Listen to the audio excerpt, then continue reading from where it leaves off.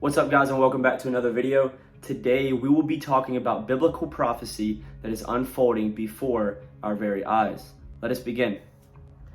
5 red heifers arrived from Texas on Thursday to a ceremonious welcome at an Israeli airport.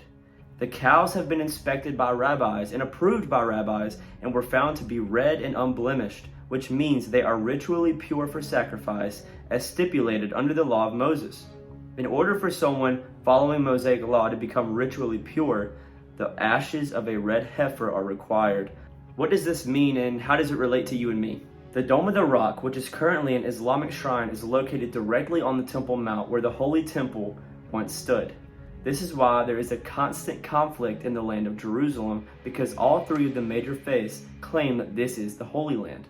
The Second Temple, which was built by Herod the Great, was destroyed by the Romans in 70 AD after the Jewish people fought to keep the temple pure from Roman idolatry.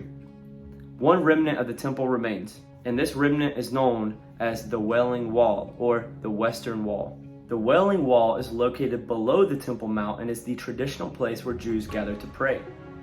Throughout almost 2,000 years of exile, the Jewish people yearned to return to Israel and to build the third temple in Jerusalem and restore the temple service. For those that don't know, the rebuilding of the third temple is an extremely prophetic event that takes place during the end of days. 3 times a day, observant Jews pray, "May the holy temple be rebuilt speedily and in our day." Although Jewish people have always lived in the Holy Land, it really didn't happen until after the Holocaust.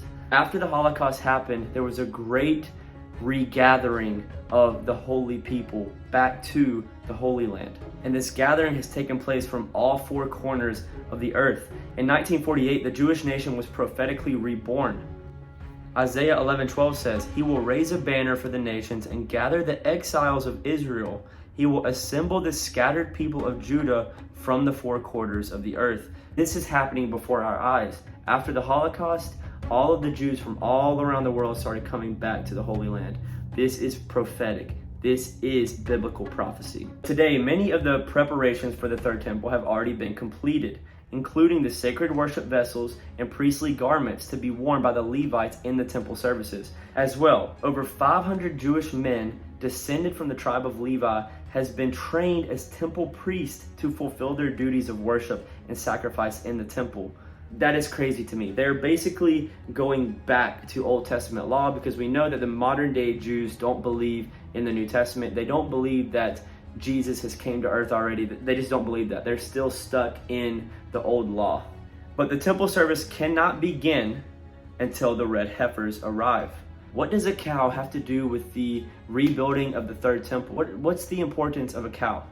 The Lord said to Moses and Aaron, "This is a requirement of the law that the Lord has commanded. Tell the Israelites to bring you a red heifer without defect or blemish, and that has never been under a yoke. This will be a lasting ordinance both for the Israelites and for the aliens living among them." God's word states that only the red heifer can restore the biblical purity needed to rebuild the temple. Then Eliezer, I could be pronouncing that wrong. Then Eliezer, the priest, is to take some of its red heifer blood on his finger and sprinkle it 7 times toward the front of the tent of meeting. An unblemished, pure red heifer is the key ingredient to temple worship. The rabbis consider the red heifer one of the greatest mysteries of the Torah.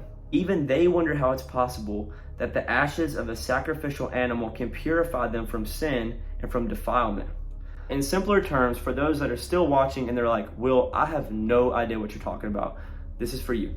To meet the requirements of the Old Testament law, a red heifer is needed to help accomplish the purification from sin. Specifically, the ashes of a red heifer are needed. The red heifer is a reddish-brown cow, probably at least 2 years old. It is to be without defect or blemish and to have never borne a yoke. The sacrifice of the red heifer was unique in the law in that it used a female animal. It was sacrificed away from the entrance to the tabernacle, and it was the only sacrifice in which the color of the animal was specified. In conclusion, these red heifers from Texas could be the fulfillment of that Old Testament law that the Jews are still trying to do. We already know that Jesus is the fulfillment of the law. Jesus is the beginning and the end, the Alpha and Omega. He is it. But again, modern day Jews don't understand that Jesus has already came. They believe that he is coming. We believe that he is coming again.